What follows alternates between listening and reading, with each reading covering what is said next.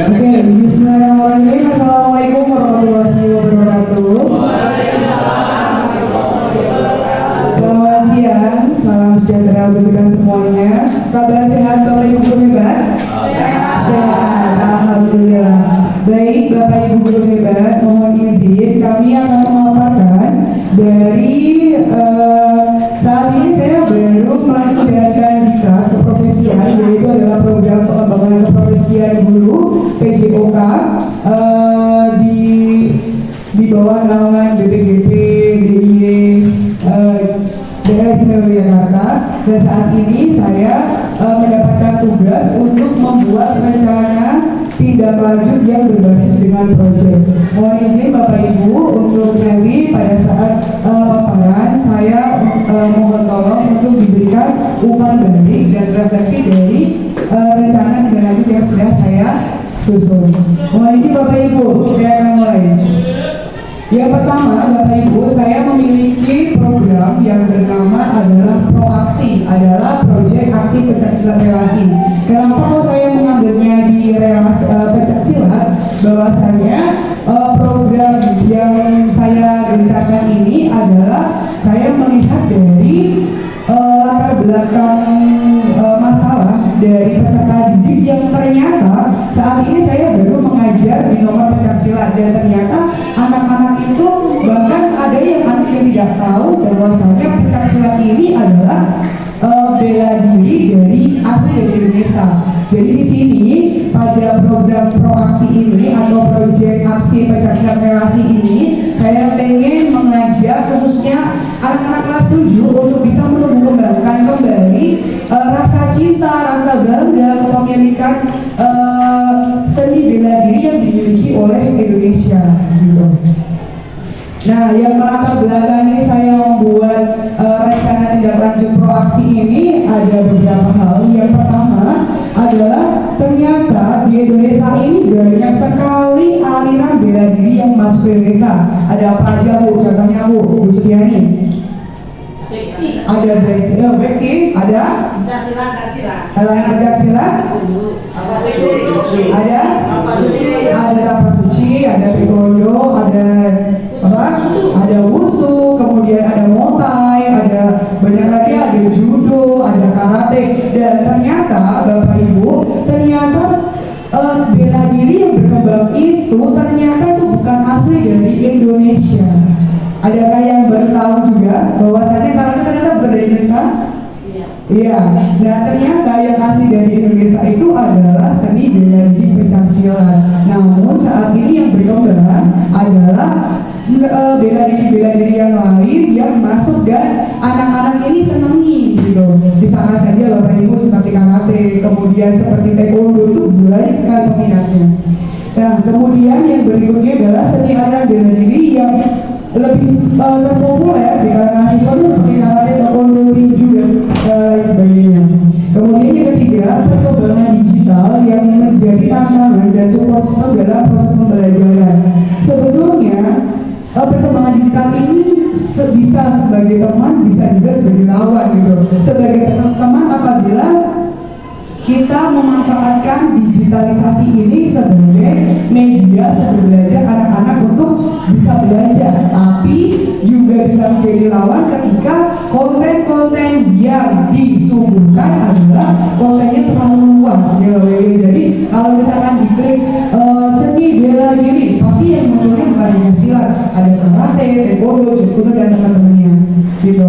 Kemudian di sini siswa belum familiar terhadap seni bela diri pencaksilat. Itu sudah terbukti bahwasanya kemarin pada saat saya mengajar ternyata memang anak itu tidak tahu pencaksilat itu seperti apa, karena di waktu di SD dulu anak-anak itu belum mendapatkan materi tentang pencaksilat. Kemudian di sini upaya melestarikan seni bela diri pencaksilat di kalangan generasi stroberi. Jadi kita sebut itu adalah generasi stroberi ya Bapak Ibu ya. Kemudian mengenalkan seni bela diri kepada siswa.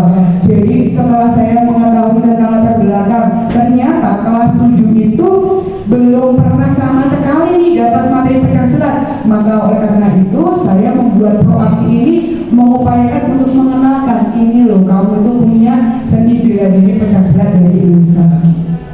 Kemudian Bapak Ibu, untuk tujuan program ProAksi ini adalah menumbuhkan kembali kearifan lokal seni bela diri asli dari Indonesia. Itu sudah tentu jelas Bapak Ibu ya. Kemudian mengenalkan seni bela diri pencaksilat, kemudian menumbuhkan rasa cinta pada seni pencaksilat. Kita akan menumbuhkan di sini kepemimpinannya, ownership-nya, kemudian kepemilikannya, bahwa siswa ini harus bangga loh sama produk dalam negeri gitu. Kemudian yang berikutnya adalah mengembangkan keterampilan gerak bela diri siswa, karena saya di PJOK berarti tidak hanya kita sebatas mengetahui, tapi kita juga mungkin bisa sesekali kalau gerakan pencaksilat itu posisi tangannya seperti apa, kaki saya seperti apa, dan itu jelas ada ciri khas gerakannya sendiri dari seni bela diri yang lain. Kemudian Bapak Ibu, di sini ada capaian, langkah-langkah dan hasil yang diharapkan beserta lini masa. Capaian yang diharapkan yang pertama adalah siswa dapat memahami seni bela diri dari Indonesia. Langkah-langkahnya yang saya berikan adalah siswa diberikan kesempatan untuk melakukan eksplorasi konsep tentang seni bela diri yang berkembang di Indonesia melalui berbagai sumber belajar. Kemudian menganalisis aliran seni bela diri yang berkembang di Indonesia. Hasil yang diharapkan adalah menumbuhkan kembali kearifan lokal seni bela diri asli dari Indonesia.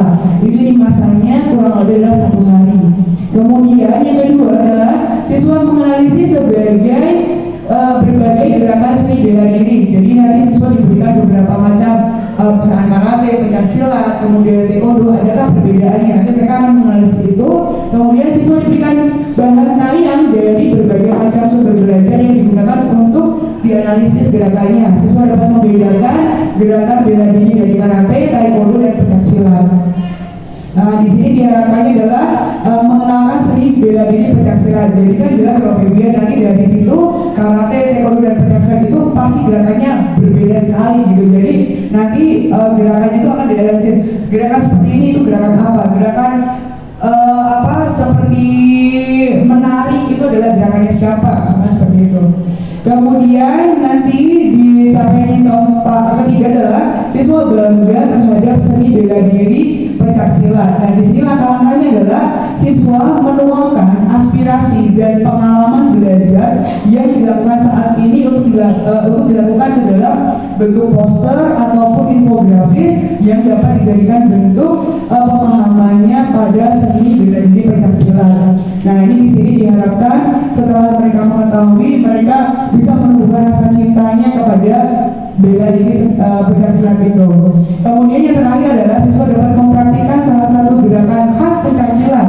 Ya, di sini langkah-langkahnya adalah siswa bereksplorasi gerak pencaksilat. Yang diharapkan adalah mengembangkan keterampilan gerak bela diri siswa.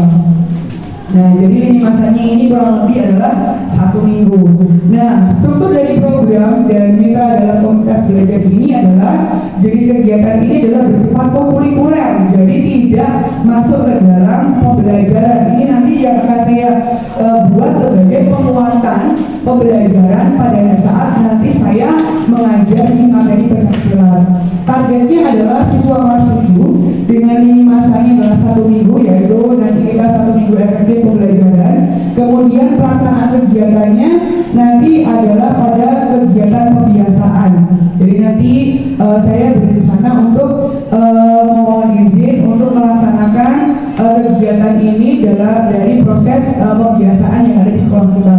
Kemudian komunitas belajar yang tercakup di dalamnya adalah seluruh komite belajar di SMP Negeri 267 Jakarta. Jadi guru PJOK, seni budaya, kemudian IPS, Bahasa Indonesia, PIK, bahkan guru bahasa Inggris pun nanti bisa terlibat di dalamnya.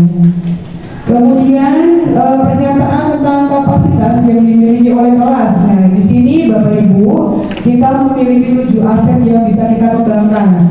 Ya, yang pertama adalah modal aset manusia. Nah, modal aset manusia ini kita memiliki guru yang berkompeten di bidangnya. Ya, kalau guru PJOK berarti ya lulusan dari PJOK, guru bahasa Indonesia dari bahasa Indonesia, bahasa Inggris ya dari bahasa Inggris gitu. Kemudian guru yang mahir IT dan berkembang, jadi mau belajar lagi gitu. Kemudian yang kedua adalah modal sosial. Ternyata Bapak Ibu, ternyata kita memiliki modal sosial berupa orang tua peserta didik. Nah, orang tua peserta didik ini atas nama Ananda Jafira itu ternyata bapaknya itu adalah guru silat. Dan nanti kita bisa panggil untuk bisa memberikan pendalaman lebih pada materi di nomor pencaksilat. Kemudian di modal politik, ya di modal politik ini nanti ada kegiatan ekstrakurikuler sekolah, kemudian nanti kita bersama dengan bidang kesiswaan. Kemudian modal agama dan budaya. Ternyata Bapak Ibu karena ini adalah mengangkat kearifan lokal, ternyata bapaknya Jafira itu juga memiliki padepokan seni bela diri, namanya adalah perguruan Trotok. Itu saya juga baru tahu Bapak Ibu. Kemudian karena kita di Betawi ya berarti kita ternyata ada perguruan besi gitu yang berkembang di tanah Betawi ini. Kemudian di modal fisik kita memiliki lapangan utama, aula dan gedung sekolah yang sangat bagus. Kemudian di modal lingkungan belajar kita jauh dari jangkauan transportasi umum ya Bapak Ibu. Jadi sekolah kita itu sebetulnya efektif sekali untuk proses pembelajaran. Kemudian di modal finansial, di sini kegiatan ini didukung oleh sekolah. Kemudian Bapak Ibu, untuk rencana evaluasi yang berikutnya adalah saya mempunyai rencana evaluasi itu ada dua. Yang pertama adalah melakukan refleksi. Di refleksi ini ada dua, yaitu adalah refleksi umum dan refleksi spesifik atau khusus. Di refleksi umum ini pengetahuan Pancasila yang sudah dipelajari dengan metode P4. Ya, di perasaannya seperti apa selama belajar Pancasila, pengetahuannya apa, kemudian apa tindak lanjutnya berikutnya, jadi seperti itu. Kemudian di spesifik adalah dapat mengidentifikasi tentang gerakan khas pada Pancasila dan dapat menyebutkan tantangan yang dihadapi untuk dapat menumbuhkan kecintaan pada seni bela diri di Indonesia. Setelah refleksi pada kegiatan, maka saya akan melakukan observasi pada saat nanti saya melakukan KBM. Nah, apa yang saya observasi? Yang pertama adalah apakah siswa ada perubahan perilaku terhadap seni bela diri Pancasila itu? Apakah semakin cinta?